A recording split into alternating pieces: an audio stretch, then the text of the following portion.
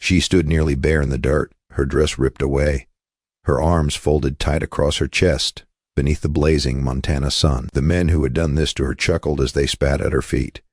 To the gathered townsfolk it looked like madness, but to the Harringtons it was justice. No one dared to interfere. No one stepped forward. Clara Dawson, 27 years old, had been stripped of far more than fabric. Her husband had died months before, taken by fever, leaving her without protection, and the family he left behind came not with pity but with vengeance. In broad daylight they declared her useless, another failed mouth to feed, and they made sure the entire town of Red Rock witnessed it. The heat pressed down without mercy, baking the earth into orange dust that clung to her sweat and tears, painting her disgrace for everyone to see. She did not scream. She did not plead. Her silence was the only weapon left to her.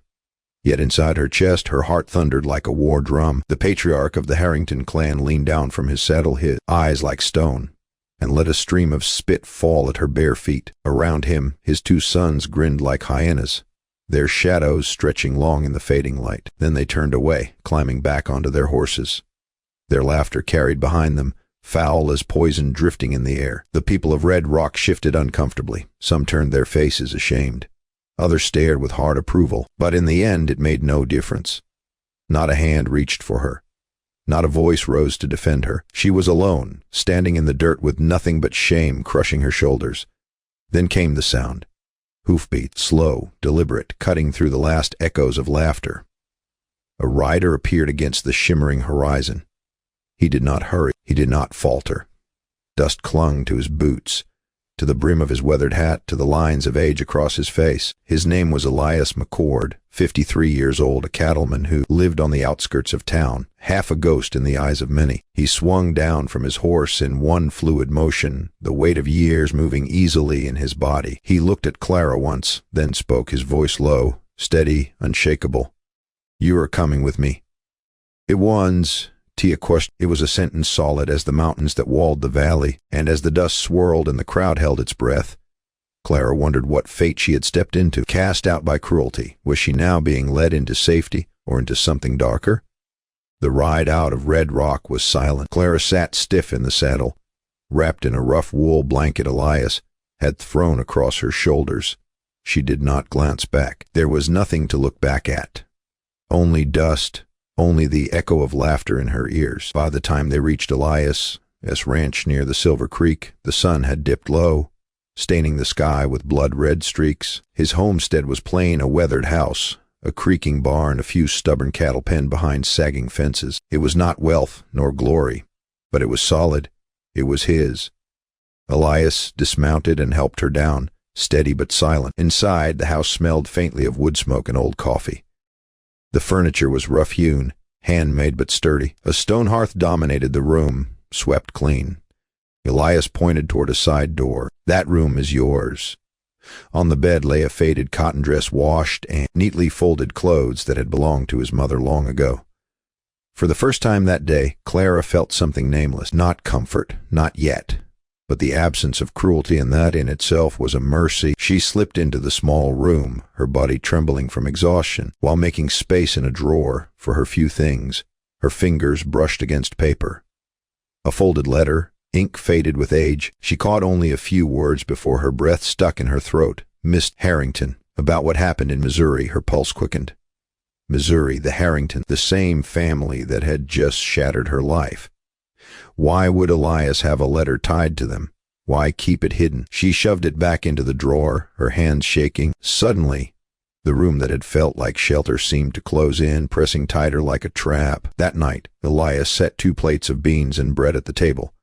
He ate in silence, never asking her name. Clara forced herself to chew, her thoughts louder than the crackle of the fire. Had she escaped one kind of danger only to land in another? She glanced across the table at Elias, his face cut with lines of hardship, unreadable as carved stone, and she wondered, with a chill deeper than the night air, if the man who had rescued her might also be bound to the very family she dreaded.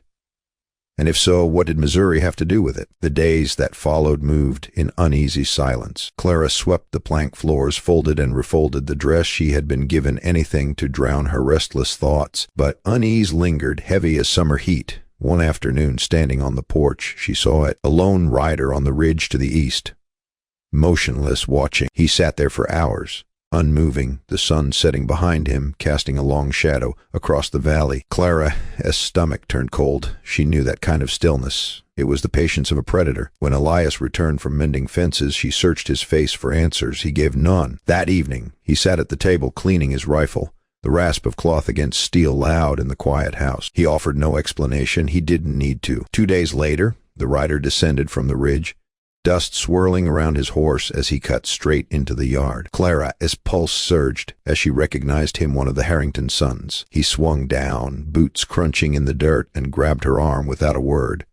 Panic rose in her chest, but before she could cry out, Elias was there. The old rancher moved with startling speed. He yanked the young man off his feet, his fist crashing into his jaw with a crack louder than cicadas in the heat. The fight was short, savage, and one-sided. Moments later, the Harrington boy was scrambling back to his horse, clutching his ribs, wheezing. Clara stood frozen in shock. She had thought Elias was only silence, only patience. But now she saw the fire smoldering beneath. He did not taunt, did not boast. He simply stood breathing hard, steady, unshaken, as the rider fled back into the hills. For the first time since her humiliation in Red Rock, Clara felt something flicker within her. Not trust, not yet, but the faint spark of safety. Stories like this of cruelty, resilience, and hidden strength are the kind we share here. If you want more tales like Clara's, more voices from the Wild West that history almost forgot, make sure to subscribe and hit that like button. It helps us keep telling stories that matter. For 2 days, the ranch stayed quiet. Clara tried to believe it might be over, that maybe the Harringtons had been shamed into retreat. But she knew better. Men like that never let go. They only returned stronger. On the third evening, a storm rose from the west. Clouds stacked high and black, thunder rolling across the valley like war drums. Clara gripped the porch rail tight as she saw them, 3 riders cutting through the rain, the Harrington patriarch flanked by his 2 sons. They rode straight into the yard, the storm breaking around them. Elias stepped out of the barn, rain coursing down his face, boots sinking into mud. He said nothing, but his stance told Clara everything. He knew fists would not win this fight. The elder Harrington sneered, pointing toward the porch. She is ours by right. Send her out. One son dismounted, rope in hand, and climbed the steps. Clara's chest seized, her body moved before her mind. She stumbled inside, grabbed Elias's rifle, and returned to the door. Her hands shook so badly the barrel wavered. The son laughed at her trembling grip and took another step forward. Then Elias's voice cut through the storm, calm, cold, final. I know what you did in Missouri. The words cracked sharper than thunder. The patriarch froze, his eyes widened. For a heartbeat, even the storm seemed to still. His sons stared at him, confused, but he would not meet their gaze. His jaw clenched, his hand twitched near his belt, then dropped away. Without another word, the Harringtons turned. Mud splashed as they mounted and rode off into the storm, their anger swallowed by rain. Clara stood on the porch, the rifle heavy in her hands.